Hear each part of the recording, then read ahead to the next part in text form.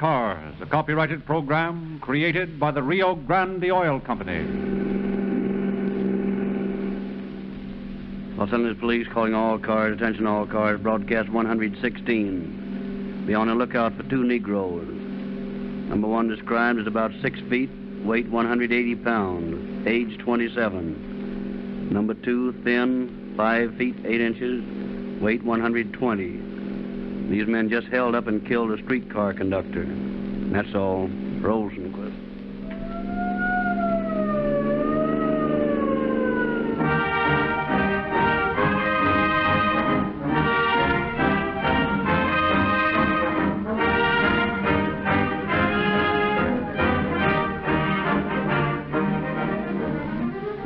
Perhaps some of our listeners think we are too enthusiastic when we say that Rio Grande cracked gasoline has superiorities over all other brands.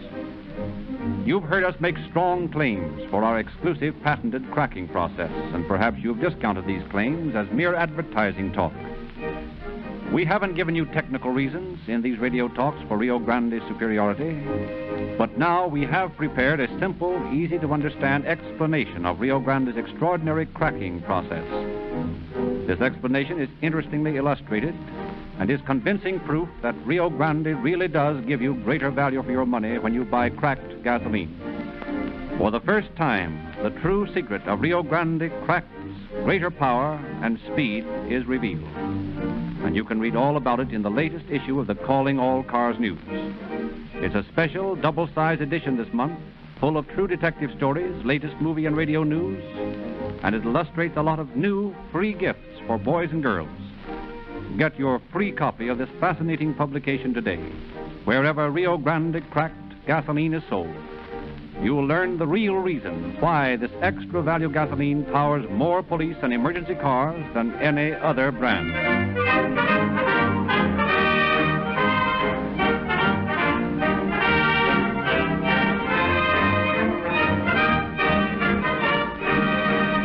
And once again, it is our pleasure to present Chief James E. Davis of the Los Angeles Police Department. Good evening, friends.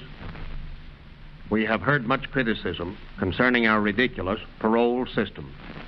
It cannot be denied that many major crimes have been committed by beneficiaries of this system who fail to show a sense of decency and gratitude which obligates these transgressors to recognize society's effort to reform rather than punish. A parole system is one thing. The slipshod manner in which it is administered is another. As the head of the largest law enforcement agency in the state of California, I recognize the fact that rehabilitation is as much a part of our criminal problem as punishment. But I cannot condone a system which falls so far short of its high idealism as does our California parole system. Executive leniency and official indifference, more often neglect, let loose upon our law-abiding citizens, degenerates and criminals far better off behind the bars. Tonight's story reveals a typical and appalling aftermath of parole. We have selected it at random. The police records of this state and every state of this union are filled with just such stories as the one to which you are about to listen. Between the years 1921 and 1932, the June bug was arrested 22 times. The parole board let him loose, although he was a known burglar and potential killer. When he learned that a weak and apologetic parole system would always let him out, his killer instincts came to the surface, and in his viciousness vowed that no jail could hold him. But how appallingly true was that criminal's conclusion. He knew that under our indeterminate sentence law, that men selected not merely because of any particular fitness for handling crime and criminals, but mainly to award political services, would sit in final judgment. He knew that after all the court's delays, if he could outsmart the coppers, he would have 99 chances out of 100 to beat a rap in the big house. The story of the June bug is its own indictment of the California parole system.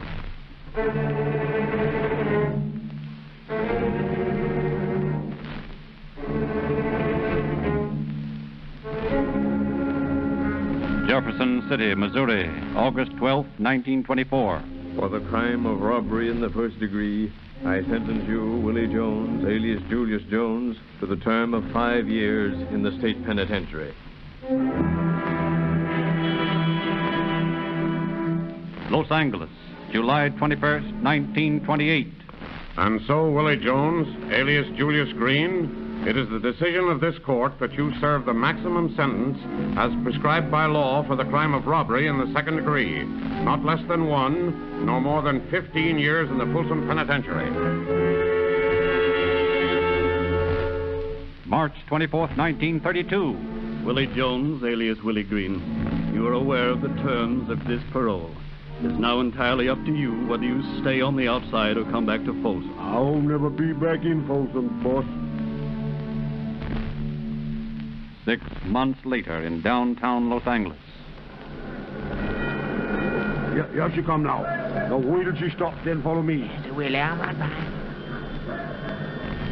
Doggone, there's a break. Look at that. That car's got to stop for that signal. Come on.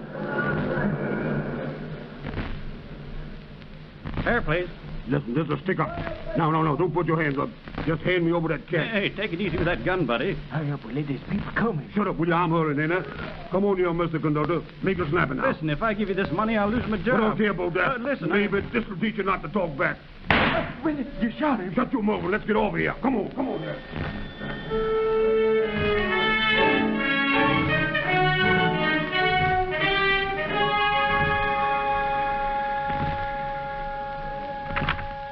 Los Angeles Robbery Detail. Captain McCaleb speaking. This is Jewett, Captain.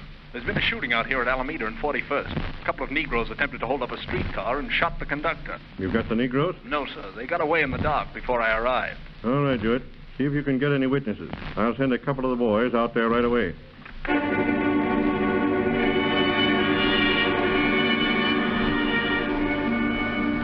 Captain McCaleb assigns to the case Detectives George Gibson and R.M. Jacks, who proceed to the scene of the shooting, interrogate the only witness to the crime, and then return to headquarters. Well, boys, what did you find? Well, not too much, I'm afraid. The fellow who saw the shooting was on the streetcar at the time, and all he was able to tell us was that the bandit was a Negro. Apparently he got scared or something and shot the conductor before he knew what he was doing. Get any description other than the color from him? Yeah, he wore a gray cap and was fairly young. That's about all. Well, I'll tell you what you'd better do. You and Jacks go down in the Central Avenue district and browse around. See what you can pick up. If this was a local boy, you might be able to get some dope on his identity. Wait a minute. Till I see what this is. Robbery Detail, McCaleb speaking. Hello, Captain. This is Jewett again. That conductor who was shot just died over at the receiving hospital. What? Yeah, never recovered consciousness. I thought you'd want to know. Yeah, I do. Thanks to it. Well, boys, our robbery case has turned into murder.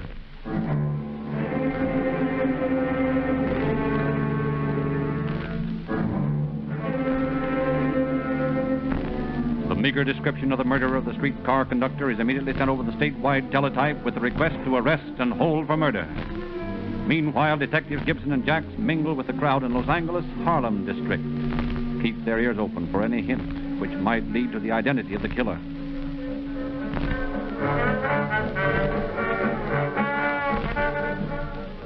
It is a little past 1 o'clock in the morning, 3 days after the shooting in one of the small, smoke-filled nightclubs on Central Avenue.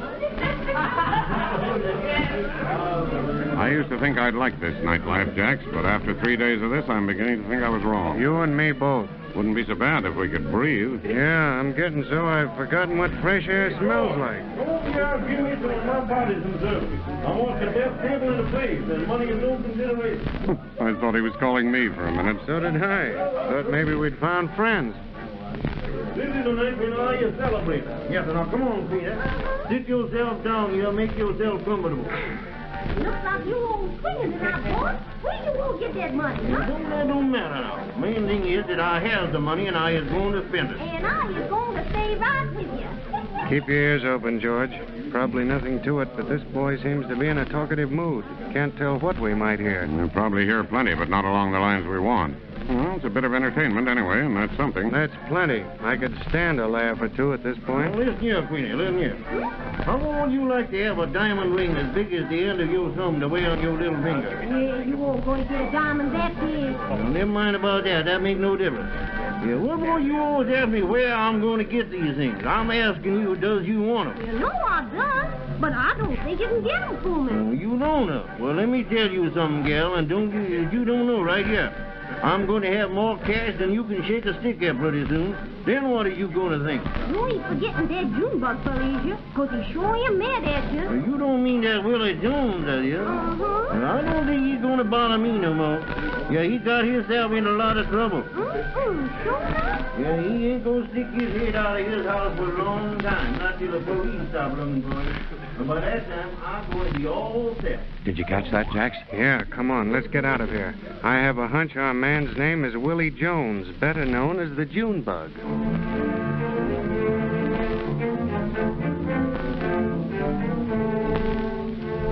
Acting upon this lucky clue, the two detectives check at headquarters and find that there is a Willie Jones with a past record living in Los Angeles.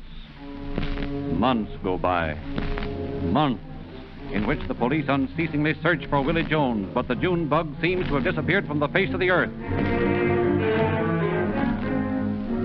It is November of the same year. In a courtroom in El Centro, a group of prisoners are standing before the local judge to have the date set for their trial. Trial set for December 15th.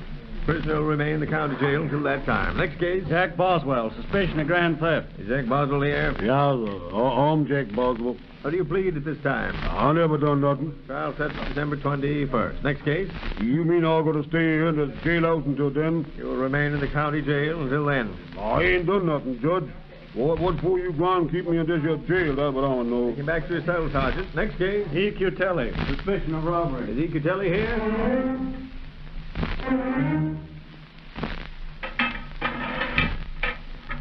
There you be, son. You might as well quit squawking because this is where you're going to be for quite a few weeks. Yeah, that's what you think.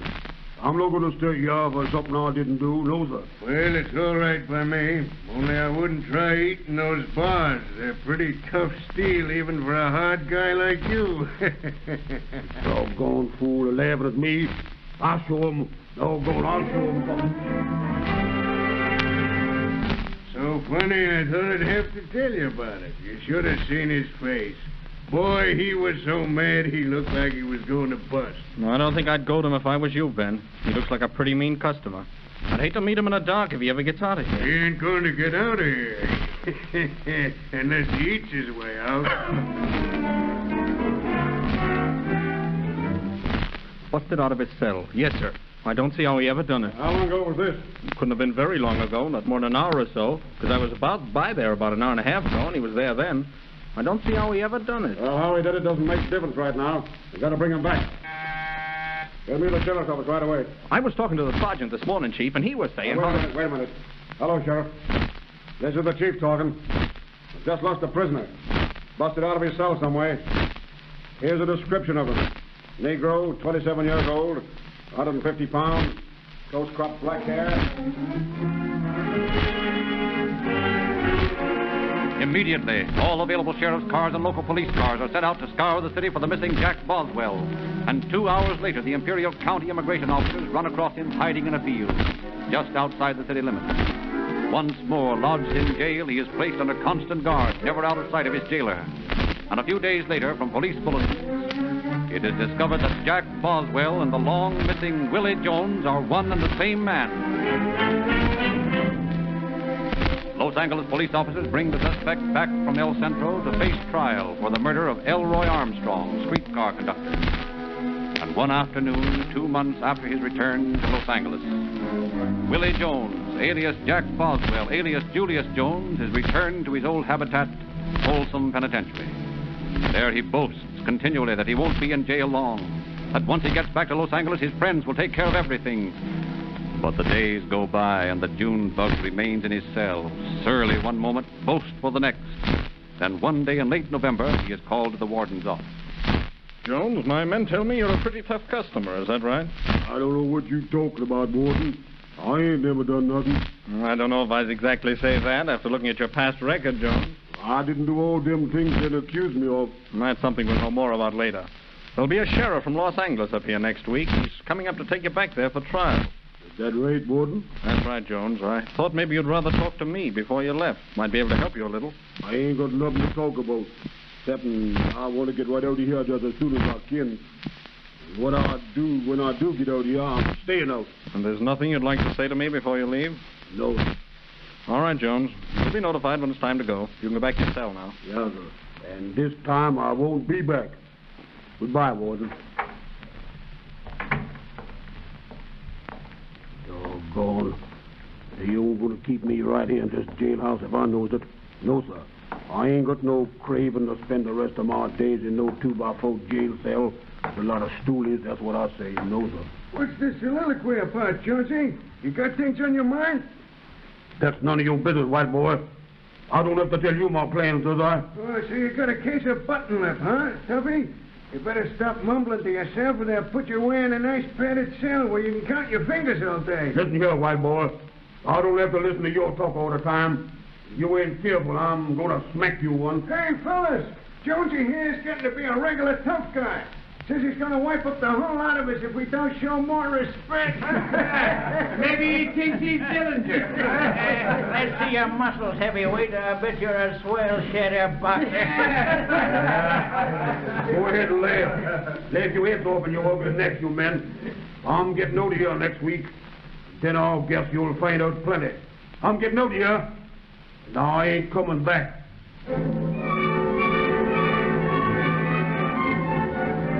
1 week later, November 30th, 1932, Willie Jones does get out, but on his right wrist he wears one half of a pair of shiny handcuffs, the other half of which adorn the stalwart wrist of Deputy Sheriff H.M. Dennison, transportation deputy of the Los Angeles Sheriff's Office. The officer and his manacled companion board the Southern Pacific train at the Repressive Station and settle down in their berth for the overnight trip ahead of them. Well, Jones, guess it's time for bed. You mind sleeping in the upper? Wouldn't make much difference if it did, would it? Yeah, you're a pretty sour guy, aren't you? Well, that's all right with me. I can be sour, too, when I want to. I've got a little present for you when you get settled up there. Nice pair of leg irons. You ain't all going to put them on me, is you? I certainly am. And maybe I can get a good night's sleep without worrying about where you are. How can I sleep with them everything's on me? That's your problem, Jones. I was told not to take any chances with you. This is one of the best ways of doing that I know of. A fine way to treat a fellow what ain't done nothing. All right, get up above. Yeah. All right. Now, stick out your leg. That's right. There.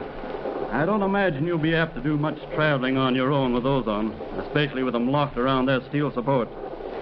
Well, good night, Jones. Sleep tight.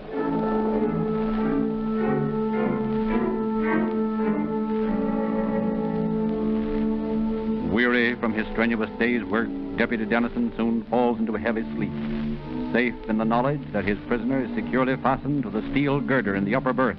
And Jones, the June bug, lies above, thoughts running rampant through his distorted mind. I wouldn't try eating those bars. They're pretty tough steel even for a hard guy like you. I got out of that jail. Maybe he thinks he's Dillinger, huh? He's a swell chatterboxer. I got out of there. I guess you won't do much traveling on your own, especially with those leg irons on. And I'm going to get out of here. Now, maybe I can pick this here lock with this coat hanger. I've got to get off of this train. Doggone chains, they make too much noise. I've got to be careful. Uh-oh, something's giving. I'm going to get out of this. Boy, I've done it. I've done it. Got to be careful getting down from right up here now. I can't wake him up. There. Oh, take this valise here. That's where he put his gun, I think. Boy, oh boy, look at that. Ain't that luck? Nobody in the aisle. Now, if I can get to that door, I can try to get off on this here train.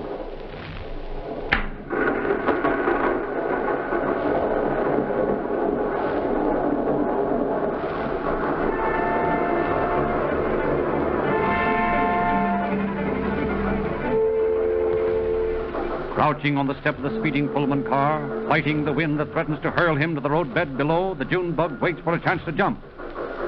But as the November night fades into the first hour of the new day, the train slows to a panting stop for water in the little town of Woodford.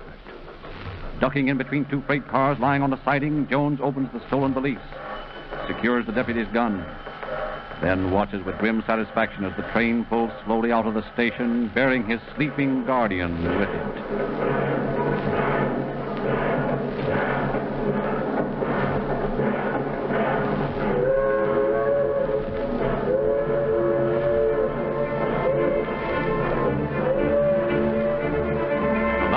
Later, as the long passenger train pulls into another outlying station, Deputy Dennison awakes and discovers that he has lost his charge. Dashing into the small station house, he phones his superior in Los Angeles and asks for assistance, offering a $100 reward to the person who returns Jones to his custody. Constable Truman W. Hamilton of Woodford Township is notified to be on the lookout for the fugitive Negro, as are police up and down the main line between Los Angeles and Represa. Driving his red Ford coupe, Constable Hamilton drives to the Woodford station, parks, and starts an investigation of his own. But as he rounds a large tank car, he suddenly finds himself staring into the business end of a pearl-handled automatic, firmly gripped by a huge Negro. Put him up. What? Yeah, go on. Put him up, I says. Don't waste no time doing it either. All right. Yeah, that's better. You don't mind if I take your gun, do you? I might need it. What are you going to do? You and me is going for a little ride in your car.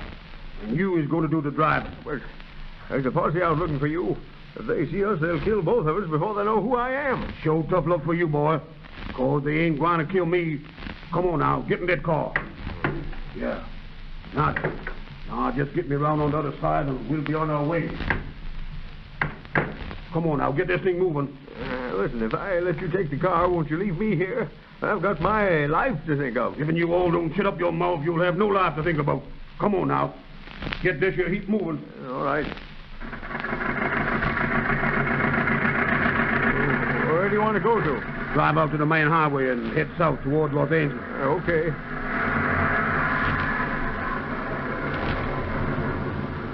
I suppose you know that you can't get away with this. You drive that car.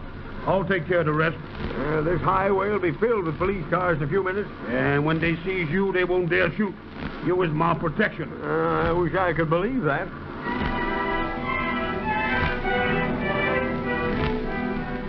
Meanwhile, Deputy Sheriff Jeb Stewart of the Newhall substation and his partner, Deputy Sheriff Carter, notified of the escape, are cruising the highway between Newhall and Saugus, eagerly scanning every passing car, hoping they will spot the red Ford coupe, yet fearing the worst because of Constable Hamilton.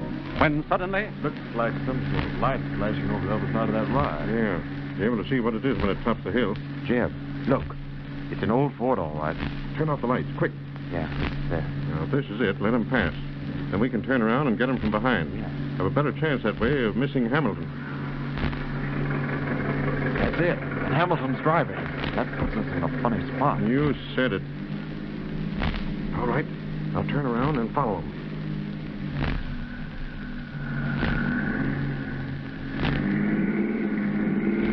Maybe we could shoot the tires away. That'd stop them. Yeah? And what do you suppose that guy'd do to Hamilton if we did that? Yeah, you're right.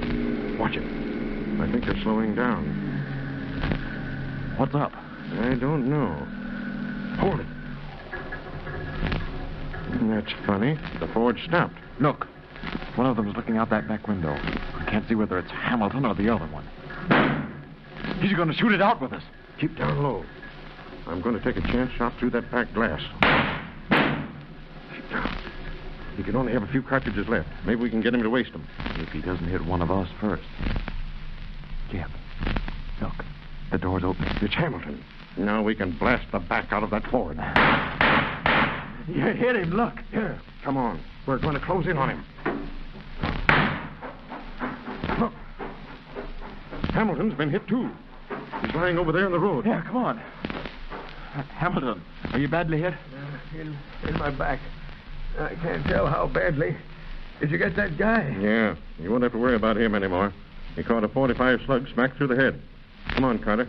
Give me a boost with Hamilton to our car. We've got to get him to the hospital. What about that Negro? You stay here with him. I'll send the boys back to the wagon to pick up the body.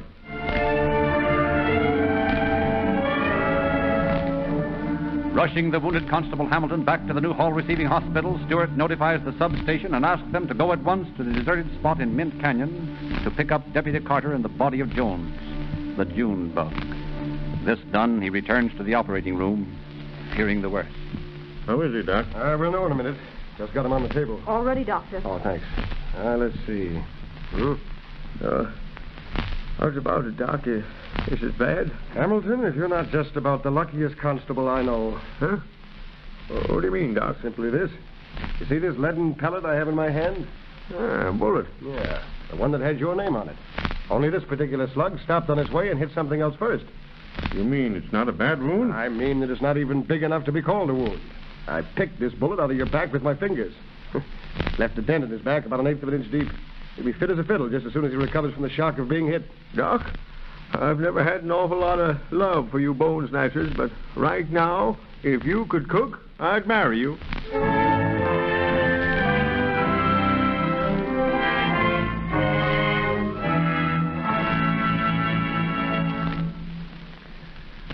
So ends the story of the June bug. The principal character, a paroled yet hardened criminal, lay dead in the morgue with a .45 caliber police bullet in his brain. But what of the police officer whose life he vowed to take before he would go back to the big house? What of the parole system which made it possible for this potential killer, gun in hand, his brain distorted, and in its madness conspiring to get even with society? Only an informed and outraged public can answer that question and revise the laws which fall so far short of their altruistic objective. Thank you, Chief Davis. The Los Angeles Police Department realizes that split seconds count when criminals must be captured. Hundreds of radio cars patrol the city day and night, ready to dash to the scene of a crime. As these cars cruise slowly about, hour after hour, they require an economical gasoline. Then, when the alarm sounds, they require an emergency gasoline as they leap to top speed and go roaring to the rescue. Rio Grande cracked gasoline has met these requirements more efficiently than any other gasoline. And that's why it's specified exclusively for the police and emergency cars of Los Angeles, Oakland, Berkeley, Maricopa County, Arizona, and many other cities and counties. You'll find the secret of Rio Grande's success revealed for the first time in the new double-size edition of the Calling All Cars News. Get your free copy of this interesting publication wherever Rio Grande cracked gasoline is sold. If you have boys or girls in your family, ask the Rio Grande attendant about the many new free gifts, the G-Man and Junior Detective outfits. But the biggest bargain of all at Rio Grande stations is Sinclair Motor Oil. The motor oil which has had all valueless filler and all the harmful petroleum jelly removed. A whole quart of concentrated, pure, guaranteed lubrication for only 25 cents and 30 cents in sealed cans.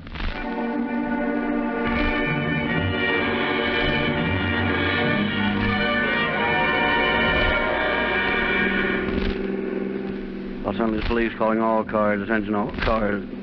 Cancellation broadcast 116. Suspect in this case shot down in Mint Canyon. That's all. Rosenquist.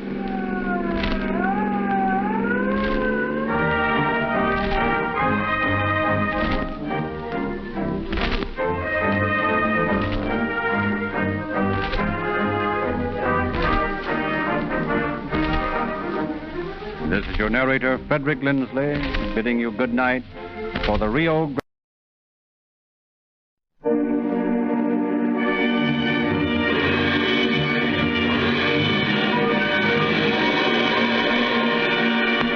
Calling All Cars, a copyrighted program created by the Rio Grande Oil Company.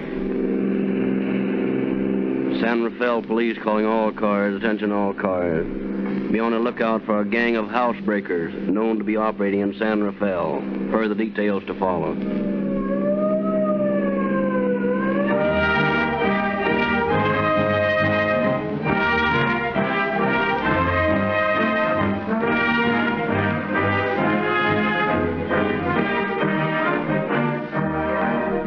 Tonight's true crime story is located in the San Francisco Bay Area of Northern California, an area where the police are enthusiastic users of Rio Grande cracked gasoline. All the police and emergency cars of Oakland and the neighboring city of Berkeley use nothing but Rio Grande cracked gasoline. In Southern California, the largest law enforcement body in the West, the Los Angeles Police Department, used nothing but Rio Grande cracked gasoline. In Arizona, the largest county in the state is Maricopa, and every car operated by the county sheriff's office uses Rio Grande cracked gasoline. In fact, wherever calling all cars is heard, more police and emergency cars use Rio Grande cracked than any other brand. And all these thousands of emergency cars use exactly the same gasoline you get from your neighborhood Rio Grande dealer. At the same price you pay for ordinary gasoline, you can enjoy the extra pleasures of police car performance. Now it is our pleasure to present Chief Saban Kane of San Rafael, California, who will address you from the studios of station KFRC in San Francisco. Chief Kane.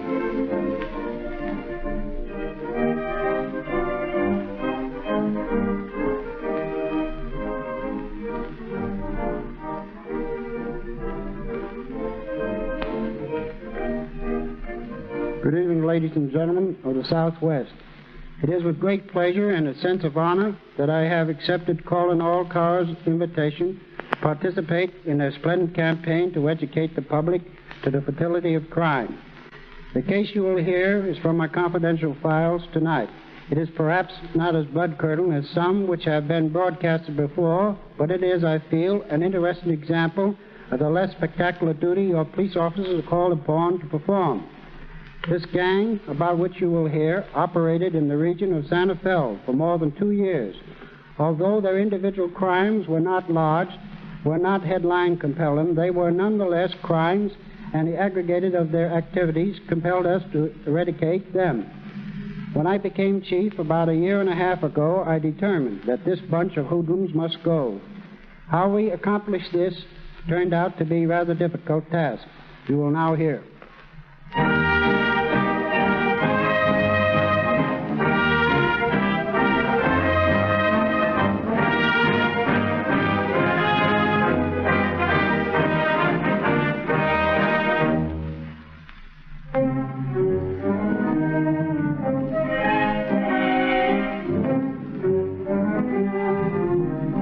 It is a brisk November day in 1934. Officer Mike Holloran of the San Rafael Police Force has just returned from his beat when Chief Saban Kane summoned him to his office. You wanted to see me, Chief? Oh, yes. Come in, Holloran. Something up? Oh, nothing new, but something we've got to break up. This gang of hoodlums that have been breaking in houses around here. There was another robbery last night. I've been working on that gang for some time now, Chief, and they're a tough bunch to crack. As a matter of fact, I've got a good idea who's behind them, but so far there's no proof. Nothing concrete. Well, it's up to somebody to get proof. The citizens and taxpayers are beginning to get sore about it. I've been thinking over an idea that might work, Chief. It's the only way I can see to get them with the evidence. Maybe it'd work if I could have some help. What is it? Well, I've been watching a fella by the name of Peranini. Sam Peranini. He's a Portuguese, a night watchman. And I've got a hunch that he's the bird that's engineering all these jobs. What makes you think that? Well, in the first place, he knows his way around this town. Been here for some time. And in the second place, he hangs around with a bunch of pretty shady-looking birds. Well, what is this plan you were talking about? Just this.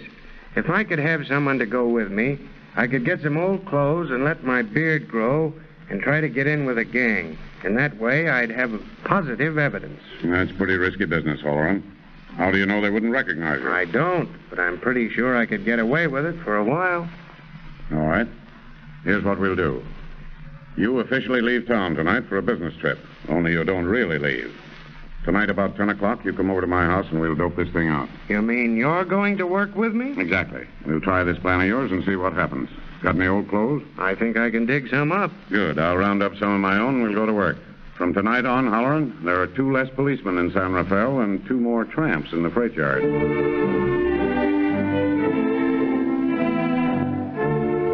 Pursuing this ingenious plan, Chief Kane leaves word that both he and Holloran will be out of town for a few days.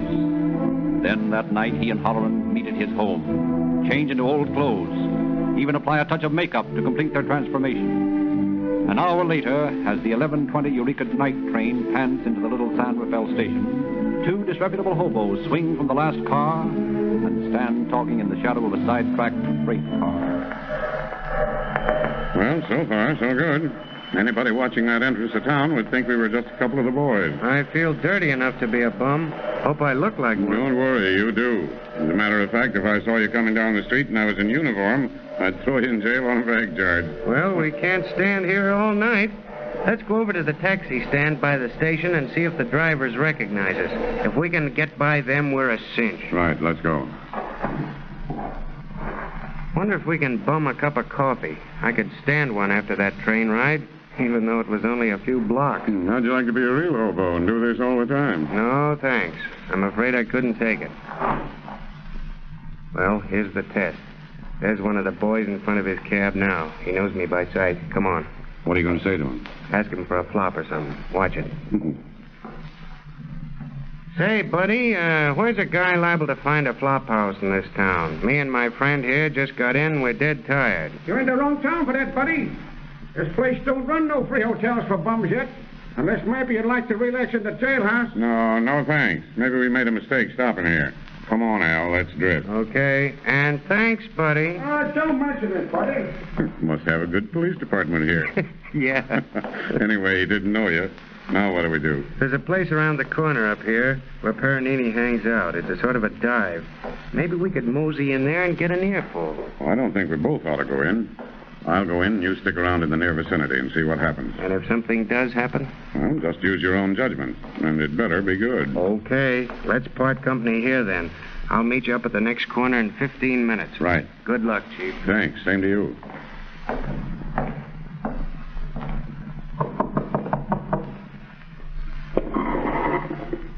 What do you want? I want to come in. Who sent you? Eddie down at the pool hall told me I'd get a drink here. I just got in town today. All right. Come in. Thanks. It's kind of cold out there. Yeah? Heard you made good hot toddies here. Thought I might take a crack at one. I don't like to let strangers in here unless they're with somebody I know. I guess it's all right. Come on into the bar. Thanks. Hey, you got a nice layout here. Yeah. You can order what you want at the bar. Right. What'll it be, buddy? Make it a hot toddy. A hot toddy, coming up. Hey, bartender, maybe you can tell me something. Maybe. I just blew in town today, and I was told to look up a fellow here. I think his name is Paranini. What about him? Oh, nothing about him. I only thought maybe you could tell me if he was here tonight, that's all. I know a mutual friend of his from out of town. Yeah, he's here. Over there at that table. Hey, am I lucky? I wouldn't bother him right now, though. He's talking business, and he don't like to be bothered when he's busy. That right? Well, maybe I better wait a while, huh? I don't want to get him sore. That's a good idea, buddy. Here's your hot toddy. Swell. Boy, that looks good to me. 30 cents. Oh, sure. Almost forgot. That's funny. Had some money a minute ago. Say, what is this? I can't seem to find my dough. Must have lost it somewhere. But I can get some from a friend at the pool hall. Oh, you can get it from your friend at the pool hall, can you? Well, this ain't no free drink establishment. Come on. Walk over. I haven't got any money with me, I tell you. I'll have to go and get some. Hey, Joe. Yeah? Come over here and help this fellow out, will you? There isn't any trouble. I just found out that I'd lost my money somewhere, that's all. I told this gentleman that I'd get some if he'd let me go downtown for a minute. I don't think you got a dime to your name. Help him out, Joe. The back way. Pleasure. Come on, buddy. This way up. Hey, wait a minute. There's no reason to get tough about 30 cents. Stop squawking. It ain't the money, it's the principle of the deal. Listen, I'll walk out of here, but you're not going to throw me out. Oh, what do you call this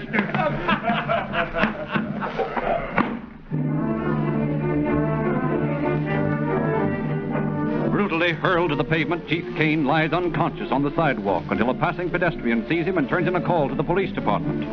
And a few minutes later, two officers arrive in the patrol wagon to pick up the supposed drunk. Here he is, Sarge. Come on and give me a hand with him. Yeah, looks like a tramp. Probably been drinking canned heat or something. Yeah. All right. Up we go. Say, he's a heavy one, ain't he? Into the wagon now. Easy. There. Okay, Sarge.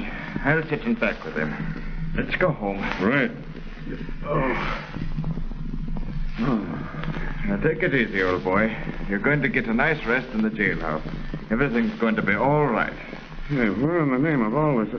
Hey, wait a minute. What's going on here? Need any help? No, he's waking up, that's all. Sarge, whenever back, come here. What's the matter? Look. The chief. That's right, boys. What are you doing here in these clothes? I got bounced out of that joint. But I don't see... Look, boys, drive me around the corner there, will you? Just pretend that you don't know me until we get away from here. I'm on a job. Oh, okay. Come on, Sarge. Right. I'll tell you all about this later. Meanwhile, I don't want you to say anything about it to anyone. Make out your report and simply state that you answered a call, found a man on the sidewalk, and gave him medical aid, and then released him. Yes, sir. For your own satisfaction, I'll tell you this much. Halloran and I are working on a job here in town, and we don't want anybody to know who we are. That's why the disguise. I've never had such a surprise in my life. You could have knocked me over with a bridge girder. Good. Wait a minute. Here's where I want to get off. Pull up here, Sergeant, will you? Right.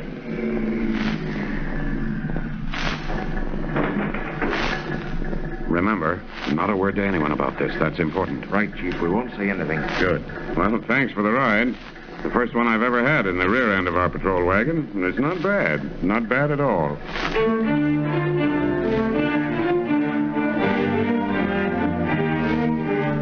Bidding the bewildered officers goodbye, Chief Kane returns to the corner and meets Halloran. And together they return to the chief's house, where they each fasten heavy packs on their backs, hobo fashion, one with blankets in it, the other with a small submachine gun. Thus prepared for any emergency, they proceed to a lumber yard next to Peronelli's house and make their beds between two piles of wood, where they can watch the place. All the rest of that night, the two officers keep a sharp watch on the activities of the Peronini house. In the early hours of the morning, they manage to get close enough to overhear what sounds like a large panel sliding back and heavy objects being moved. But due to the thick blinds on the windows, they can see nothing within.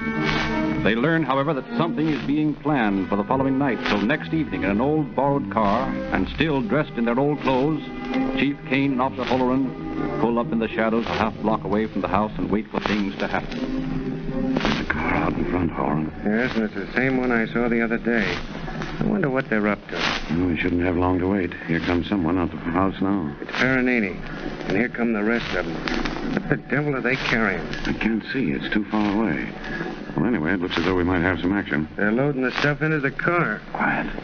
Wait till we see what they do. We don't want to get them suspicious. It'd spoil everything. They're leaving. Okay, let's go.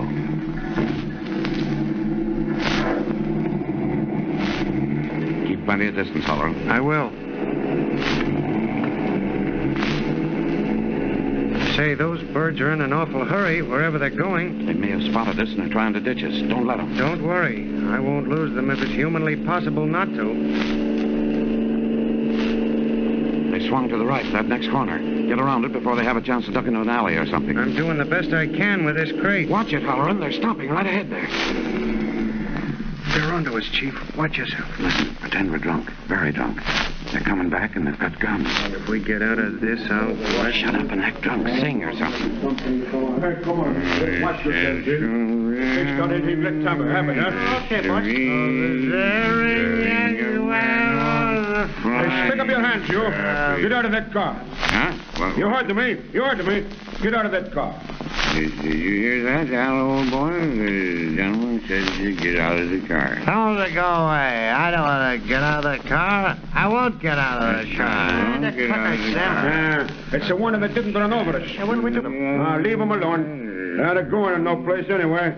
I doubt if they ever could drive this heat. Come on, forget them. Hey, sure I hadn't better put him away for a little while? I could just sort of tap him on the head with my gun butt. I said forget them.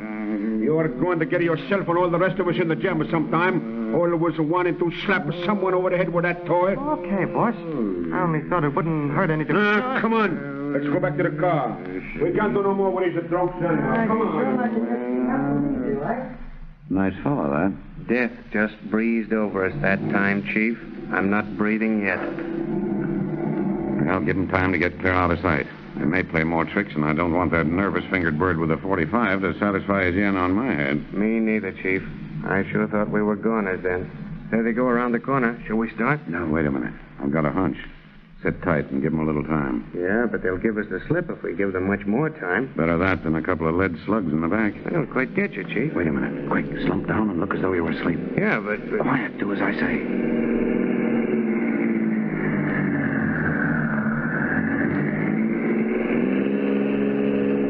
I thought they might do that. They drove around the block and came back to make sure.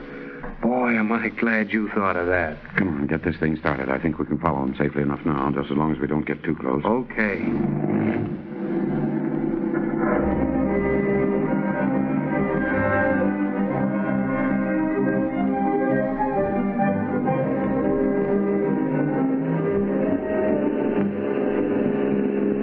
Where do you suppose they're headed for? There's nothing up in this deserted canyon? I don't know. But keep your eyes glued to that tail light and stop the second they start to slow up. I hope they make up their minds pretty soon. This thing hasn't too much gas in it. Watch it. I think they're stopping. Shut off the motor. They're getting out of the car. Chief, look, they're carrying rifles. You're right, Halloran. What the deuce do you suppose? Look, they're flashing a spotlight up the side of that hill. What the... Well, the dirty tramps. They're shooting deer, using a spotlight to blind them and then blasting them. I'd like to take a crack at them right now. It's a pretty dirty thing to do. Great sportsmen. Watch it. They're carrying the deer to the car. Well, I guess this time we're out of luck. Let's get back to town and call it a night. We haven't anything concrete yet, but I'm dead sure this is the bunch we want, and we're going to get them if we have to follow them from here to the South Pole.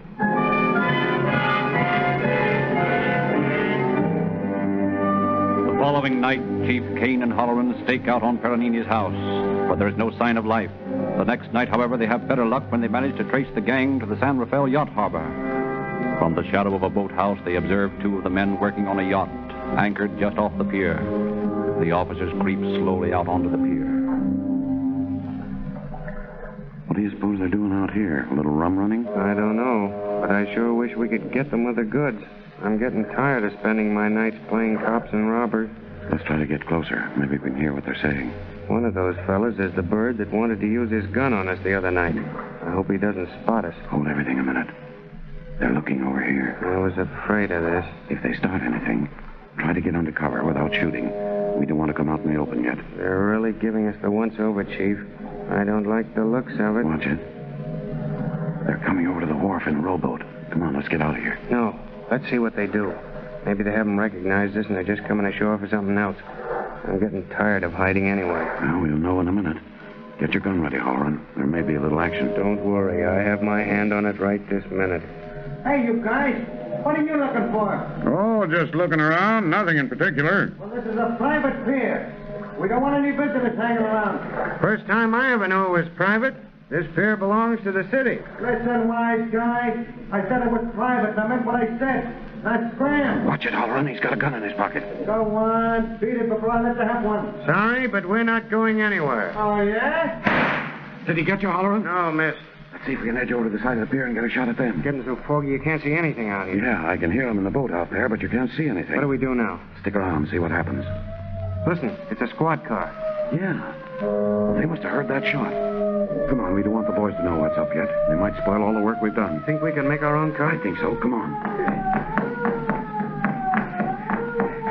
Here we are. Get this heap moving quick.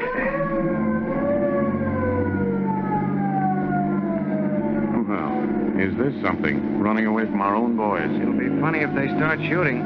We can't stop to explain things now. If you get a chance, swing into a gas station and turn off the lights. Maybe we can ditch them that way. There's one right up the road here if I can make it before they spot us. Well, we got a block on them. Step on it.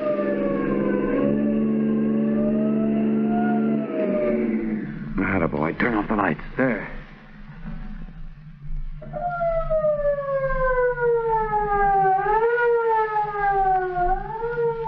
That did it. We're lucky again. Yeah, but sooner or later we're going to get it. Can't keep on running away from the police and that bunch of hoodlums at the same time. Too much competition. Well, I don't think there's much sense hanging around here anymore tonight. Fog's too heavy to see anything. Let's go home, get a bit of rest. Tomorrow we can come down here and see what's going on. That suits me fine, Chief. I was beginning to think maybe I'd never get a night's sleep again.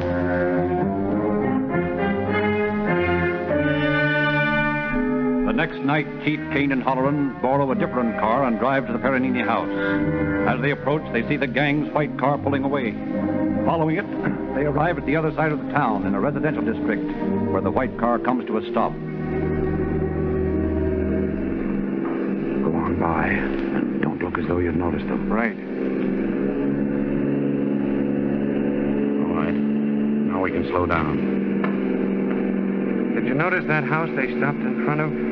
Somebody's either moving in or out of it. All the furniture's on the porch. Yeah, let's park the car here and walk back. Okay.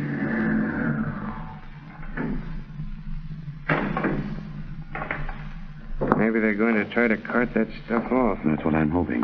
If they do, we can watch them and see where they take it. Then get the boys and knock them over. There's the house. Yeah. They're up on the porch.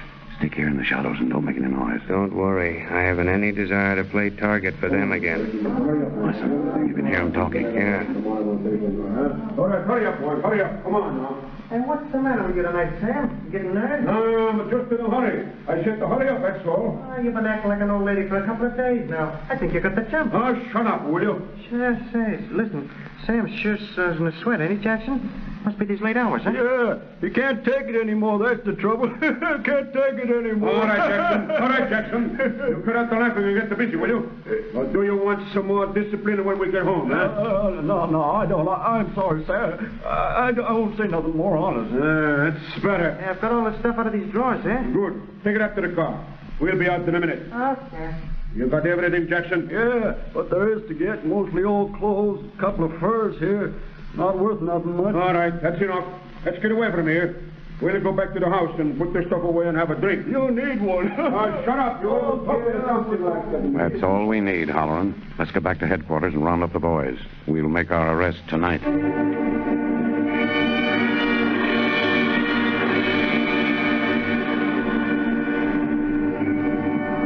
Calling headquarters for reinforcements, the two officers start for Peronini's house. But suddenly, when they are several blocks away, they see flames breaking out in a small bungalow. As they pull to a stop in front of the burning house, Jackson rushes out, jumps into a car parked in front, and drives away in the direction of Peronini's. Letting him go, the officers do what they can to control the blaze until the fire department arrives, and then proceed to the gang's hideout. Arriving there, they meet officers Kelly and Soares. We were just beginning to wonder what had happened to you, Chief. Well, we ran into a little fire back the road a ways. Unless my eyes are getting bad, the lad who set it is one of this gang. There's just one more thing we can pin on him. Arson. Right. Well, let's get this over with. Kelly, you and Soares take the front door. See if you can get in without letting on who you are. Halloran and I'll wait in the back until we hear you get in. Then we'll bust in and meet you halfway. Okay, Chief. Now, good luck, boys. Same to you, Chief. We'll see you inside. Right. Come on, Halloran. Around the back. If we can get through the back door while they're talking to the boys at the front, we ought to be able to surprise them. I hope so. Quiet now.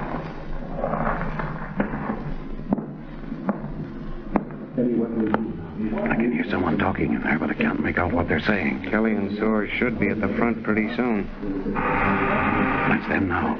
Get set to go through this back door as soon as we hear them talking. Yeah. There's somebody at the door, Bill. See with these. Okay, Sam. Get set, Halloran. I'm set, itching to go. Now, what do you want? Stick up your hands. You're under arrest. Hey, come on, Sam, watch yourself. Come on, Halloran. It's time to get moving. Get out of the way, Bill. I let them have it. I can't. I'm coming. All right, Sam. Toss your gun away and stick up your hand. Huh? Where the devil you come from? Never mind that. Stick up your hands. Look out, Halloran. Look out for Jackson. Go on, get him, Jackson. Get him, Jackson. Halloran, I'll take care of Peronini. Well, now, stand back when I shoot. I wouldn't advise you to do that, Sam. There are too many of us here. You wouldn't get very far even if you did shoot I me. said to stand back. No. Nice work, Soares. He never knew what hit him. Here's Jackson, Chief. I think he's all through fighting for a while. Good.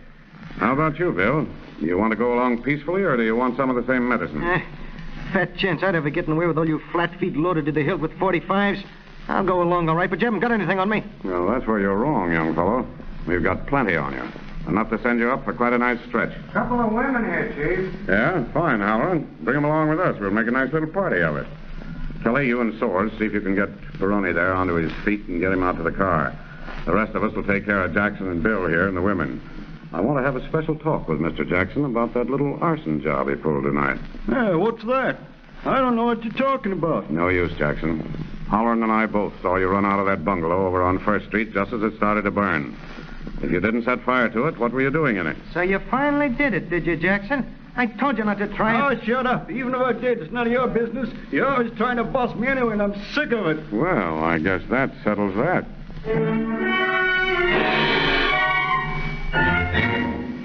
After a few persuasive days in jail, Peronini confessed to a long list of robberies. He was quickly brought to trial and sentenced to San Quentin Penitentiary for from 1 to 5 years. Jackson drew a sentence in the state insane asylum. The 3 women, never having actually participated in the robberies, were released on probation. And Hawkins was given 3 months in the county jail and then released on 5 years probation.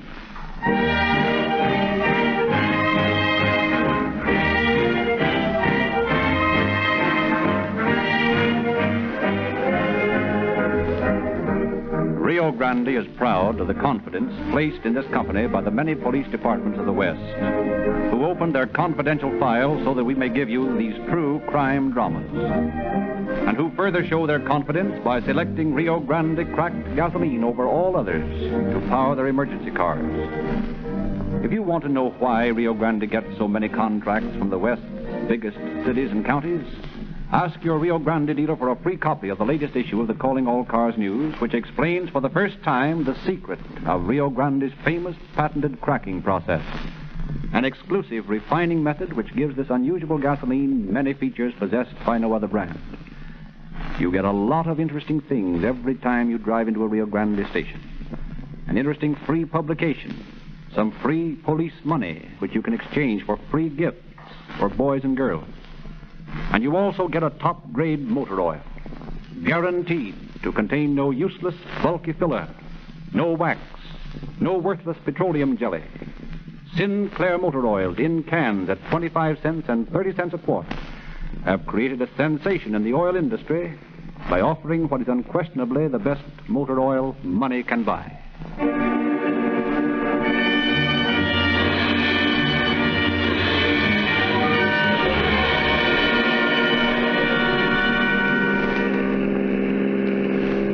San Rafael Police calling all cars, attention all cars, cancellation broadcast 121 regarding a robbery gang. Suspects in this case are now in custody. That's all.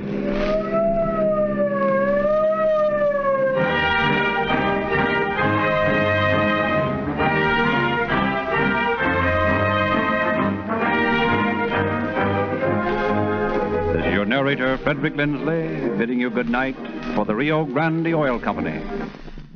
Listen to Calling All Cars, now also broadcast over the Western Network, KNX Hollywood, KSFO San Francisco, every Thursday evening, 7 p.m. Mountain Standard Time and 8 p.m. Pacific Standard Time.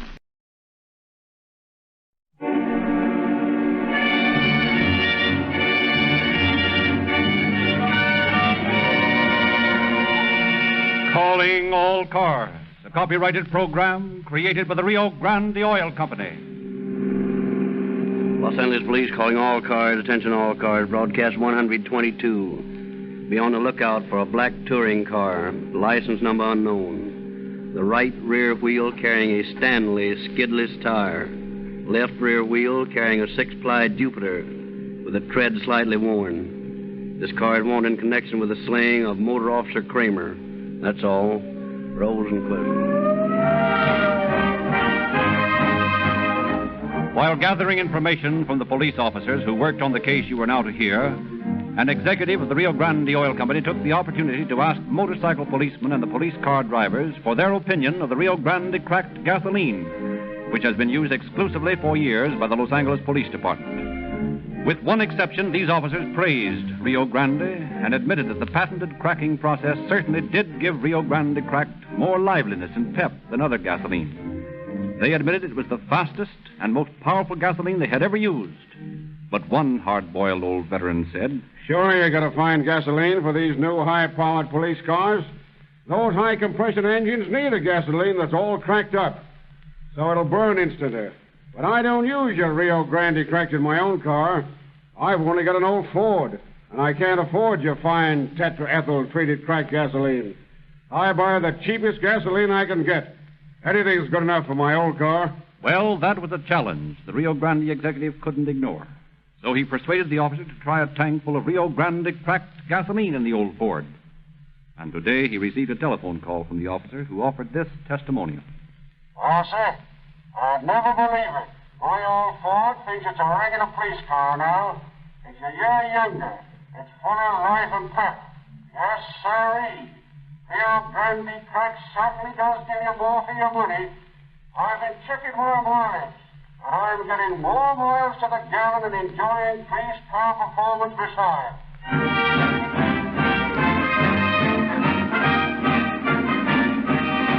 And now it is our pleasure to present Chief James E. Davis of the Los Angeles Police Department. Chief Davis. Good evening, friends. Our story tonight goes back quite a few years to the days when science had not yet provided your peace officer with the high-speed criminal catching equipment of today. Had we possessed the teletype and radio when motorcycle patrolman Kramer was killed, our murderer would probably have been in custody within an hour of the time he unwisely fired his gun. This murderer committed the arch crime. He killed a police officer. Though it may take years, and though the criminal may escape to the ends of the earth, one thing is certain. He who kills a policeman will eventually be brought before the bars of justice to answer for his crime. For every other police officer in the country is sworn to avenge the murder of a brother officer. They never rest until the policeman's killer has either been placed behind prison bars or, preferably, executed.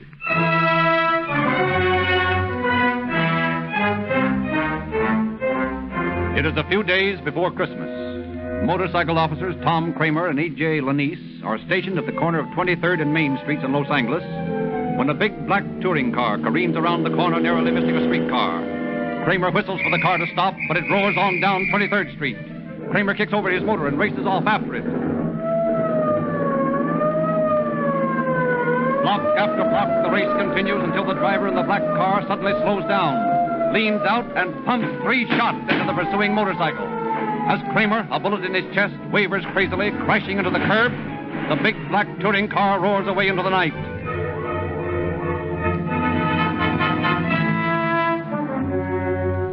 Within a few minutes, a detachment of detectives under the leadership of Sergeant Joe Taylor, the present chief of detectives, arrives at the scene. The officers push their way through the silent crowd to the still body of Officer Kramer, lying under an arc light beside his wrecked motorcycle. Officer Lanise, shaken with grief at the death of his partner, tells his story to Sergeant Taylor. You see, Sergeant, we were parked at the corner of 23rd and Main when a big black car came tearing along, nearly run into a streetcar. Tom took out after it, and a minute later I went after some bird in a roadster doing about 50. I didn't know anything had happened until I heard the siren on your car. Toward midnight, while police are combing the city for a suspicious black touring car, Officer Paul Stevens ushers a very frightened young girl of 13 into the detective bureau. In the presence of Chief Butler, Detective Lieutenant George K. Holm, and Sergeant Taylor, she tells her story. From the market just at dinner time tonight when a car drove up and parked ahead of me. Just as I passed it, a man jumped out and grabbed me. I screamed and he hit me. He said he'd kill me if I made any more noise, and I was scared, so I kept quiet. He stuffed a handkerchief under my mouth and tied my hands and feet with leather straps. And he tied a cap around my head. And then he got in the car and started off. A little while later, I heard a whistle like you policemen use, and then I heard a siren. And then I heard a popping noise like a tire blowing out. You heard a popping noise? Yes, sir. And where did this happen? Oh, I was walking down 18th Street when... And Kramer was shot on 23rd. Ties in. Go on with your story, Ruth. Well, after I heard that noise, we drove faster and faster. And we left the smooth road and went over some bumpy roads. And then we stopped. And he lifted me out of the car, and and laid me down on the ground. We were way out in the country somewhere in the middle of a big field. Now, do you think you could find this field again? Oh, yes, sir. You see, after he kept me there for a long time, he said he'd made a mistake and kidnapped the wrong girl. So he said if I promised not to tell anybody about it, he'd let me go. I told him I didn't know how to find my way home, so he picked me up and carried me across the field to a road, and he gave me a dime and told me to walk straight ahead to the car line. I couldn't walk very well with the straps tied on my ankles, so I sat down and took them off, and then I ran as fast as I could until I got to the streetcar line. And then I told the conductor I'd been kidnapped, and here I am, and now I'd like to go home because my mother will be worried. Yes, Ruth. We'll take you home in just a minute. What streetcar line was it? Do you remember? Oh, it said University Avenue. Did he hurt you in any way? Oh, no. He just hit me when I screamed. But after that, he was very kind to me. Did you get a good look at this man? No, sir. It was dark and I couldn't see him very well. Well, would you recognize his voice? I don't think so.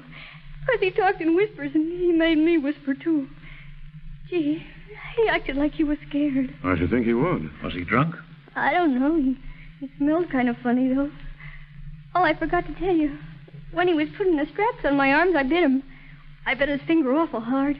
He said I nearly bit it off. Do you think you left a scar? Oh, I think I dented it a little anyway. You didn't notice the license number of his car, did you? No, sir. I couldn't have seen it because he had the lights off when we were in the field. You said you had a basket of groceries with you? Yes, sir. What happened to it? Oh, it's still out there in that field, I guess. What was in the basket? Oh, there was a package of bacon, some liver, and 2 loaves of bread and a pound of butter. Now, can you think of anything else that happened? Anything that you haven't told us? No, sir. And please, I'm awfully tired. May I go home now? You bet you may, Ruth. You've been a mighty brave girl, and we appreciate the help you've given us. Ruth is escorted home to her parents, who are on the point of notifying the police of their daughter's disappearance when the officers deliver her to them. And next day, the officers take up Ruth's trail from the end of the University Avenue streetcar line, follow her footprints down the road, pick up the trail of a man, which leads them to tire tracks beside a mound of dirt in the middle of the field. Here's a handkerchief. Well, let me see it. Yep, that's the one he used to gag her with, all right. See how it's creased? Yeah. Any identification marks? Laundry mark number 405. Well, we'll have to check that. Wonder what's under this mound of dirt. Looks like it's just been turned over. Here you are, George. The groceries the kid bought. Buried. Yeah, and I've got a hunch he buried the gun out there, too. You better call headquarters, Joe, and have them send out a photographer and a man who knows tire marks. Okay. Yeah, and tell them to send some more boys out with spades. I'm sure that this gun is around here somewhere. While Holm and Taylor wait for the men from headquarters, they begin to dig up the ground around the tire tracks with spades borrowed from a nearby rancher. But after a half hour of back-breaking work, when the photographer and the tire man arrive, they have found nothing. Carefully, the tire man examines them off. Well, Stevens, what do you say? The rear left wheel carried a 6-ply Jupiter with the tread slightly worn. The rear right tire is a Stanley skidless. Well, that's something to go on at any rate. A black touring car with the Jupiter 6-ply and a Stanley skidless on the rear wheels. And now, if he could only find that gun... Late that afternoon, the officers do dig up the dirt-encrusted gun. And while squads of the police comb Los Angeles laundries for the owner of laundry mark number 405, and others are on a keen lookout for a black touring car with the incriminating tires, Chief Butler sends a telegram... To the Colts Arm Company. Can you inform us to whom was sold the Colts .32 caliber revolver, number 164256? John L. Butler, Chief of Police, Los Angeles. John L. Butler, Chief of Police, Los Angeles. Our .32 caliber revolver, number 164256, sold to Martin Hardware Company, San Francisco. Chief of Police, San Francisco. Kindly check sale of Colt's .32 caliber revolver, number 164256, consigned to the Martin Hardware Company in your city. John L. Butler, Chief of Police, Los Angeles. John L. Butler, Chief of Police, Los Angeles. Our records show Colt's revolver number 164256, pawned here June 20th by one Arthur Anderson, and redeemed December 17th. Our officers are attempting to interview Mr. Anderson. Now, Mr. Anderson, We want to know about a gun you pawned last June 20th and redeemed on the 17th of December. Well, I don't know anything about pawning a gun. Where were you on the 20th of December? Right here in San Francisco. When did you last leave San Francisco? I haven't been out of town for 6 months. You own a gun, Mr. Anderson? Well, I used to have one. What kind? Colt, I think it was. 32? Maybe. I'm not sure. Where is it now? Well, I gave it to my brother. And where's your brother? Well, he's in Los Angeles the last time I heard from him. Where in Los Angeles? You don't think I would have followed my brother, do you? It's bad business withholding information from the police, Mr. Anderson. And the boys down in Los Angeles will find him anyway. So you might as well be smart and play on the side of the law. Oh, all right. Last I heard from Walter, he was living out in Inglewood. 7-4. Next day, Anderson's brother, Walter, is arrested by Detective Sergeants H.H. Klein and Sidney Hickok and brought in for questioning. At headquarters, he faces an ominous ring of officers firing questions at him. Why did you kill that motorcycle officer? I didn't. Well, why did you kidnap that little girl? I don't know nothing about it. This is your gun, isn't it? No. Where's that black car used for a getaway? I'm innocent. It doesn't look that way to us, Anderson. This gun, which we know belongs to your brother in San Francisco, and which he said he lent to you, is the gun which killed Officer Kramer. And we'll prove all that in court, and we'll swing you as sure as you're sitting there. But I tell you, I'm innocent. Well, you haven't convinced us yet of that. Well, you see, it was this way. I lent the gun to a friend of mine. Oh, yeah? That sounds familiar. You don't expect us to believe that, do you? Well, all right, let him alone, boys. Let him tell his story. Go on, Anderson. Well, when I asked my friend to give the gun back to me, he said that he ditched it. He wouldn't tell me where. Who was this friend? I don't want to mention no names. Anyway, I ain't through yet. Okay, go on. Well, a few days later, my friend come up to my place and asked me to lend him $200. I told him I didn't have no dough, and well, that's when he said he guessed he'd have to tell me about the gas. Look here, boys. I can't go through with this. I can't turn in a pal. All right, maybe you'd rather swing for the job yourself. What's the name of this friend of yours? Well, his name is Jim Darwin. He said he was planning to kidnap a young kid whose family's got dough. That night he got drunk and grabbed the wrong kid. Before he knew it, though, that speed cop started after him. I think he was all balled up. He couldn't stand a pinch with his kid all tied up in the back seat. So he let the copper have it. When he saw he bumped the copper off, he sobered up in a hurry. Yeah, I imagine he did. So he drove the girl out to the country and turned her loose. Where's this Jim Darwin now? I don't know. But he ain't around L.A., that's a cinch. Well, who else did this Darwin know in Los Angeles? He's hanging around with a dame that runs the rooming house over on Grand Avenue. He said he was going to try to get the $200 from her. What number on Grand Avenue? 10 South, I think. What's her name? I don't know her name. She can't miss her. She's short and heavy-set. You can't miss her. Taylor, you and Bo better go over there and talk to this woman. Yes, sir, right away. Come on, Bo. A few moments later, Detectives Taylor and Bo are interviewing the landlady at the Grand Avenue address. You're the proprietor here? Yeah.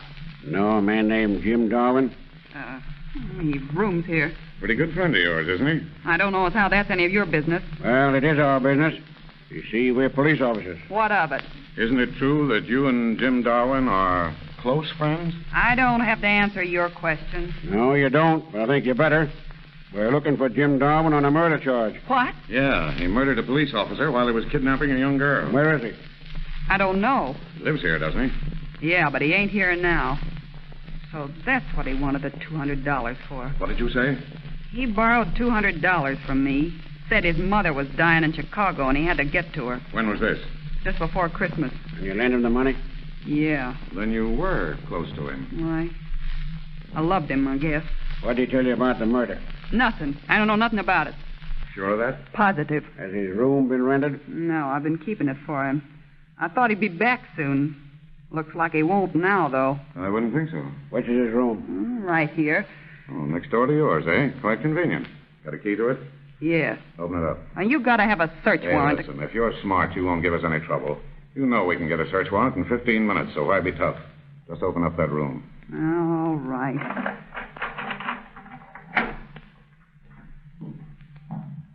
There's a picture of him on the bureau. Yes, These here's handkerchiefs in this drawer. I guess so.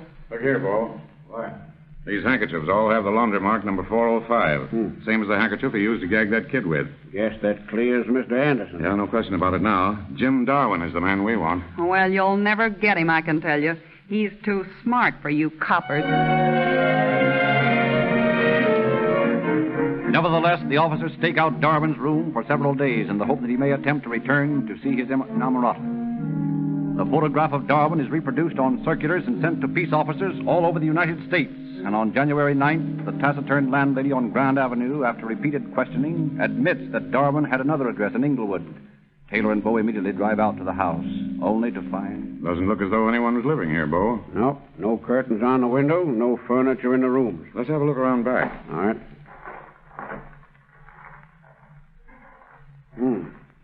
Garage door's locked. I'll grab that rock there. We'll open it quick enough. Okay. Oh, say, look. We're attracting some attention. Here comes the next door neighbor. Gentlemen looking for someone? Yeah. Who lived in this house last? Mr. Lawrence, but he moved. How long ago? Oh, sometime before Christmas. Say his name was Lawrence, eh? That's what he called himself. What's in this garage? I don't know. Take a crack at that padlock with a rock, Bo. Hey, now look here. Now, you can't go breaking into there. No, well, we're doing it. Well, I'll call the police now. That's what I'll do. And save it. Where are the police? Police? Well, what seems to be the matter? Little murder case. Murder? Oh, well, bless Here we me, are, Joe. Here we are. Pull the door open. All right.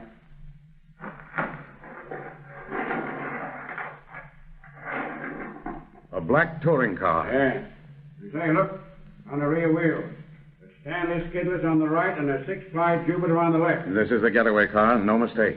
You say Mr. Lawrence left here before Christmas? Yes. Where'd he go? Well, he said he had to go east. His mother was sick. Did you see him drive in here on the 17th of December? Well, no, I don't remember dates. You say he left here just before Christmas. Yeah, that's right. Well, was he driving the car the last few days before he left? Come to think of it, he wasn't. I remember remarking to the missus that was strange Mr. Lawrence was using the streetcar. I don't think he used his automobile after that morning he cleaned off the driveway. What's that? Well, one morning early, I saw him driving into the garage, and he got out and scraped the muddy tracks in the driveway and then washed the driveway with a hose. Funny thing, too. It looked like rain that day. Covering up, Bo. Yeah. Could that have been the morning of the 17th of December?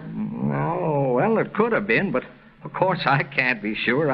I never was much of a hand for remembering dates. From the black murder car, police obtain fingerprints of the wanted man, and these, with his picture, are broadcast across the country. But months go by, and the unwavering vigilance of the Los Angeles officers goes unrewarded. Then, nearly a year later, a citizen and taxpayer calls on Lieutenant Holm at the Detective Bureau. Lieutenant Holm? My name is Randolph. John Randolph. Yes, Mr. Randolph? You investigated that murder of a police officer last Christmas, didn't you? Yes, I worked on that case. Well, I just returned from a business trip to Mexico, and something happened down there that I thought you'd be interested in. Yes? I was visiting a friend of mine, Don Romero, who has a big cattle ranch down in Sonora near Hermosillo. Go on. Well, while I was there, one of the cowboys struck up an acquaintance with me, noticed the California plates on my car, and started to ask me a lot of questions about Los Angeles, and particularly about the murder of that policeman.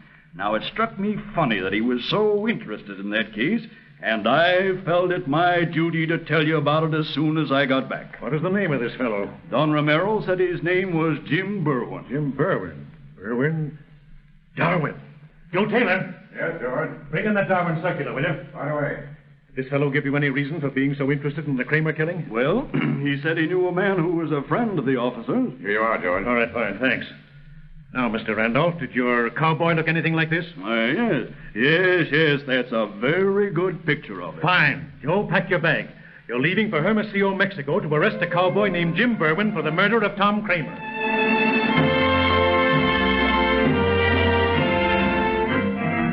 36 hours later, Taylor and Bo leave the railway at Hermosillo and, hiring a rickety jitney, begin the long, bumpy trip across the rolling green range of northern Sonora. Hours later, they approach the hacienda of Don Romero.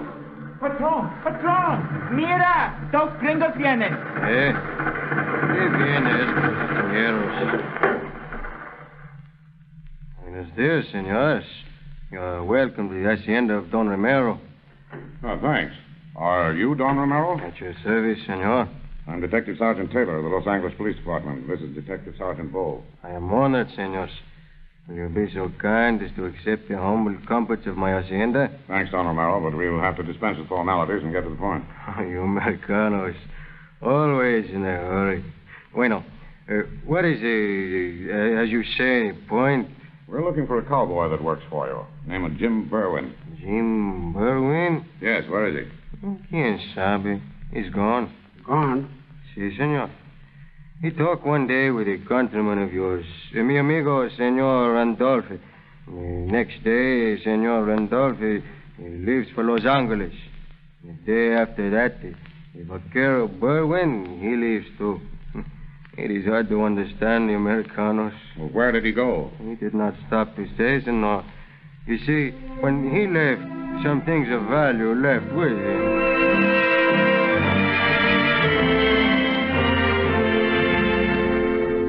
Several more months go by with no word of the murderer. And then, nearly 3,000 miles away, in the little town of Greensburg, Pennsylvania, two men meet in a saloon. I've been looking for you, Vi. Yeah, what for? Listen, I warned you to keep away from Margie. Yeah? She's my dame, see? Well, I should think she'd have something to say about that. I'm telling you for the last time, she's mine. That's not what you told me. You lied. Oh, go on. Beat it. Why can't you be a good loser? Hey, bartender, give me a good...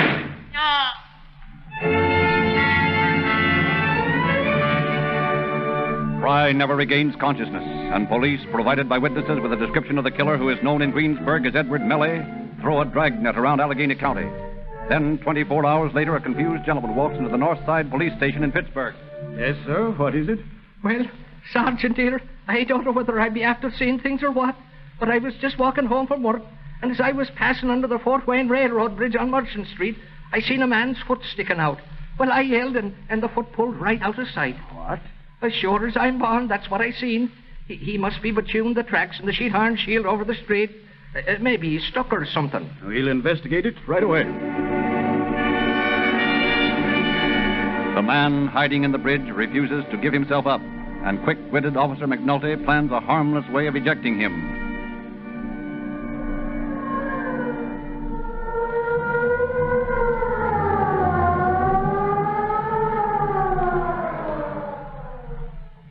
Here's the place, Captain. He's in between that shield over the street and the tracks, and he won't come out. I see. Couple the hose that hydrant over there, boy. Okay, I think about 60 pounds pressure will drive him out. All couple, Captain. Throw that around the bridge. All right, you up there. Will you come out? We'll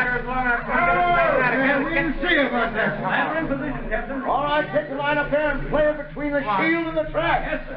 Who is this guy? I don't know. He's probably up to no good if he refuses to give himself up. He'll give himself up after he gets a taste of that hose. Turn around.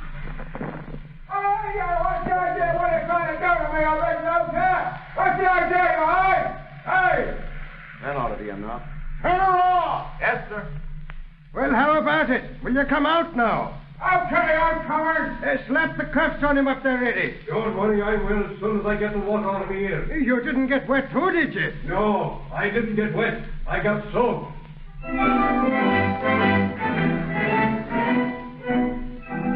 The recalcitrant prisoner is taken in, booked on a technical charge, and fingerprinted. Next morning, he is interviewed by Captain of Detectives Clyde Ederburn of the Pittsburgh Police Department. What's your name? James Bunchfield. Alias Edward Melly. I don't know what you mean. Alias Jim Berwin. Alias Jim Darwin. I don't know what you're talking about. As Edward Melly, you shot and killed Edward Pry in Greensburg last week. As Jim Berwin, you worked on a ranch in Mexico last year. As Jim Darwin, you kidnapped a little girl in Los Angeles 2 years ago. Shot and killed a motorcycle officer, making your getaway. And if we don't send you up for murder from Allegheny County, you'll go up for murder from Los Angeles. How about it? Have I made any mistakes so far? Nope, Captain. I guess not. I guess you're about 100% right.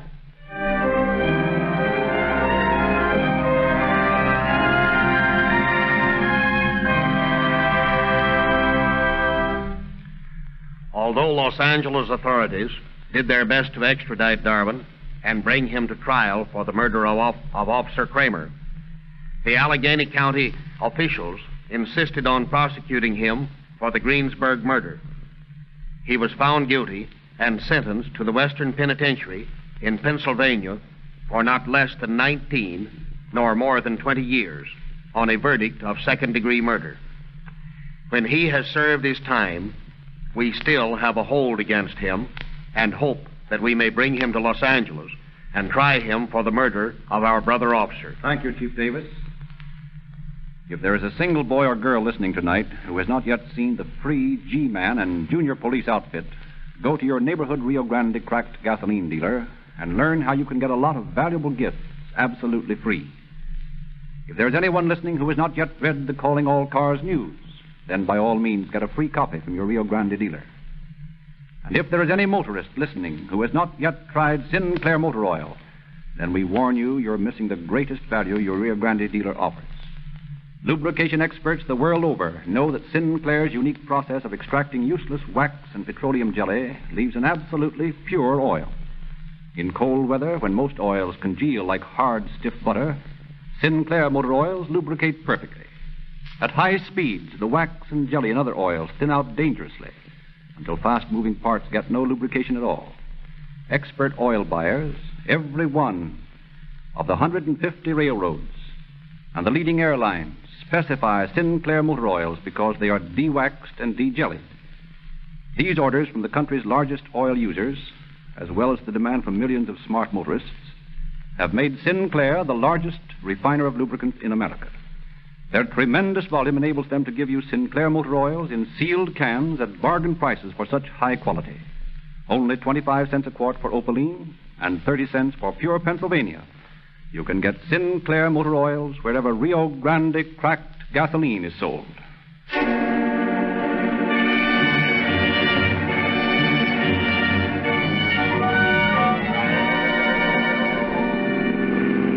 Los Angeles Police calling all cars, attention all cars, a cancellation broadcast 122. Suspect in this case now in custody. That's all. Rolls and close.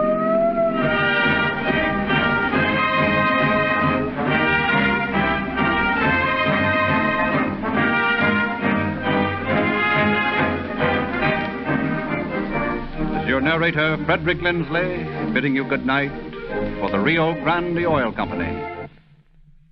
Listen to Calling All Cars, now also broadcast over the Western Network, KNX Hollywood, KSFO San Francisco, every Thursday evening, 7 p.m. Mountain Standard Time and